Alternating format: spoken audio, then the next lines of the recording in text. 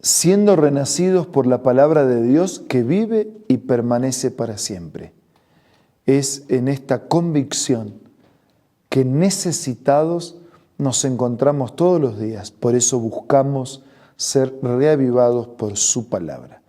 Y hoy meditamos sobre el capítulo 16 del libro de Lucas. Pero antes pedimos la bendición de Dios. Padre nuestro que estás en los cielos, al meditar en tu palabra pedimos la asistencia de tu Espíritu. Lo hacemos necesitados y agradecidos en el nombre de Jesús. Amén. En el capítulo 16 del libro de Lucas hay una serie de parábolas y enseñanzas relativas al reino y a la gracia. Jesús contó otra parábola a sus discípulos. Un hombre rico tenía un administrador a quien acusaron de derrochar sus bienes. Así que lo mandó a llamar y le dijo: ¿qué es esto que me dicen de ti? Rinde cuentas de tu administración porque ya no puedes seguir en tu puesto.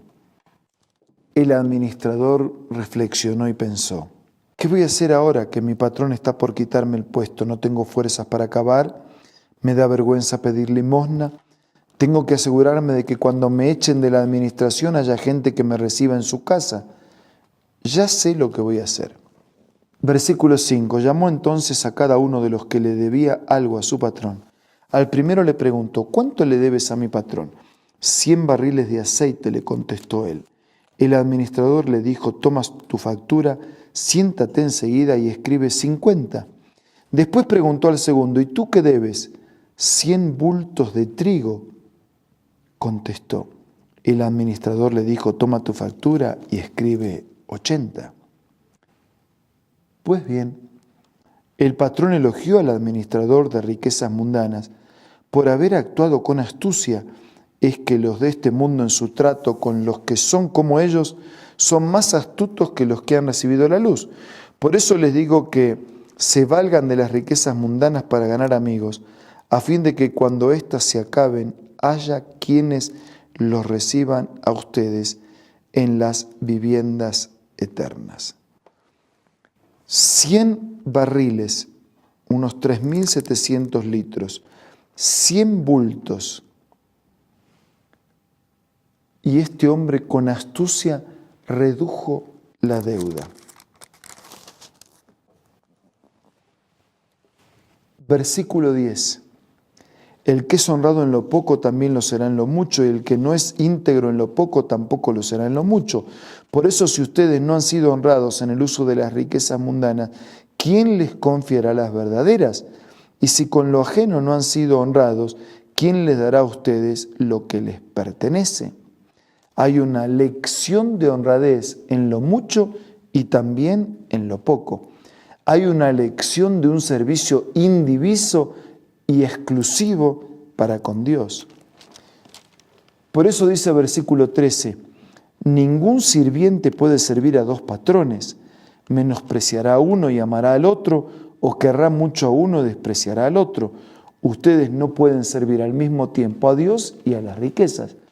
No hay problema en tener riquezas, el problema es cuando las riquezas ocupan el lugar de Dios o ocupan un lugar similar a Dios.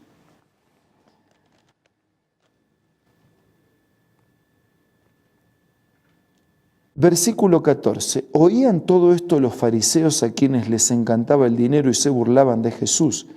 Él le dijo: ustedes se hacen los buenos ante la gente, pero Dios conoce sus corazones. Desen cuenta de que aquello que la gente tiene en gran estima es detestable delante de Dios. Que Jesús insiste con que no es con la apariencia como van a resolver los problemas. Ustedes pueden engañar a la gente por un poco de tiempo, pero no pueden engañar a Dios por ningún tiempo. Versículo 16 en adelante. Aparecen otras enseñanzas.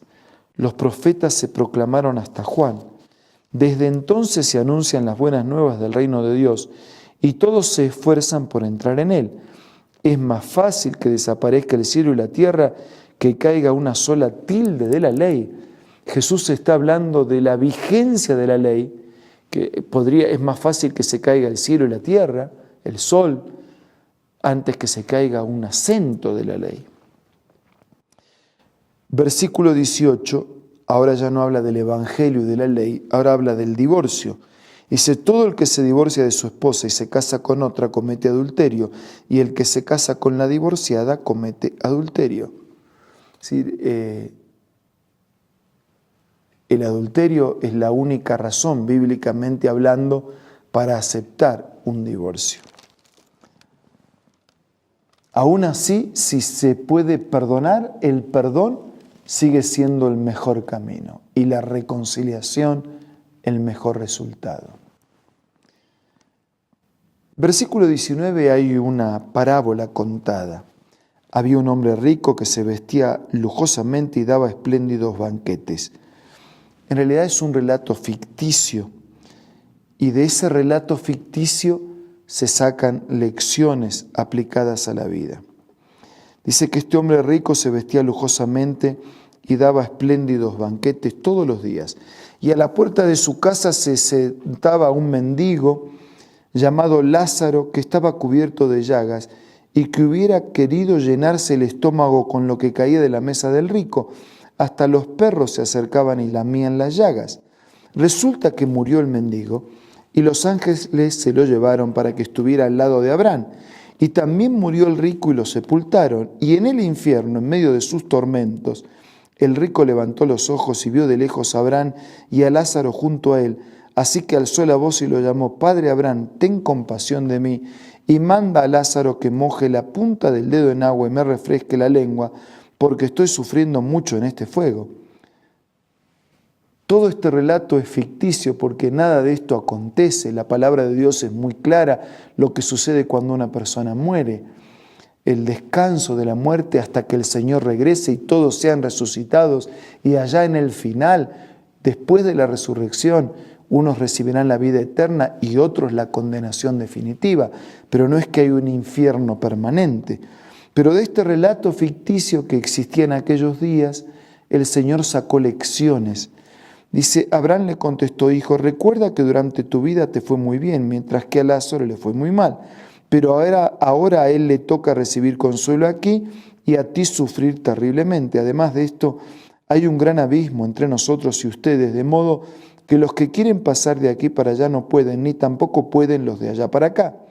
Él respondió: entonces te ruego, Padre, que mandes a Lázaro a la casa de mi padre, para que advierta a mis 5 hermanos, y no vengan ellos también a este lugar de tormento. Pero Abraham le contestó: ya tienen a Moisés y a los profetas, que le hagan caso a ellos. No le harán caso, padre Abraham, replicó el rico. En cambio, si les presentara uno de entre los muertos, entonces sí se arrepentirían. Y Abraham le dijo: si no le hacen caso a Moisés y a los profetas, tampoco se convencerán aunque alguien se levante de entre los muertos. Y a través de este relato ficticio que existía en aquellos días, Dios, de algo conocido, estaba queriendo llevar a lo desconocido y enseñar verdades de trascendencia eterna. Primero, que no hay salvación después de la muerte. No es en la muerte que podemos salvarnos, no es desde la muerte que podemos mandar avisos para que otros se salven, no es desde la muerte que podemos avisar a las personas para que se cuiden.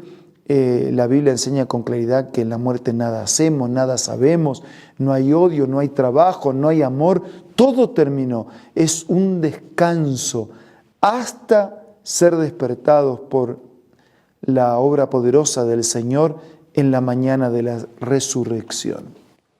La otra lección que nosotros podemos aprender de esta lección es que aquí tenemos amplias oportunidades para creer, para arrepentirnos, para arreglar nuestras cuentas con Él. Pero después de la muerte ya no hay más oportunidades. No hay cómo para nosotros y no hay cómo transmitirle a otros desde nuestra muerte. La otra lección es que ser rico no es un pecado. El pecado es ser egoísta. Eso es pecado. Y egoísta se puede ser teniendo mucho o también teniendo poco. Hay quienes son egoístas por tener mucho y hay quienes son egoístas aún teniendo poco. Ser pobre tampoco es una virtud. La paciencia y el sacrificio sí es una virtud. Pero no es que ser rico es ser pecador y ser pobre es ser virtuoso. No. Podemos ser ricos si estamos despojados del egoísmo y podemos ser pobres y virtuosos si bajo el esfuerzo, la paciencia y el sacrificio desarrollamos nuestra vida. Este relato también hace un contraste entre el rico y el pobre y la injusticia. La muerte cambia todo y el rico queda sin riquezas, pero también lo cambia al pobre. El pobre queda sin pobreza. Rico muerte pide por él y por sus hermanos, pero ya no hay nada para hacer. Todo lo que te venga a la mano para hacer, hazlo ahora mientras tengas vida, dice la Biblia, porque al sepulcro donde vas ya no hay más nada que pueda hacerse. Por eso, nada mejor que confiar toda nuestra vida a la verdad de la palabra y a la orientación segura del Señor. Y en esa necesidad es que ahora vamos a buscar a Dios en oración.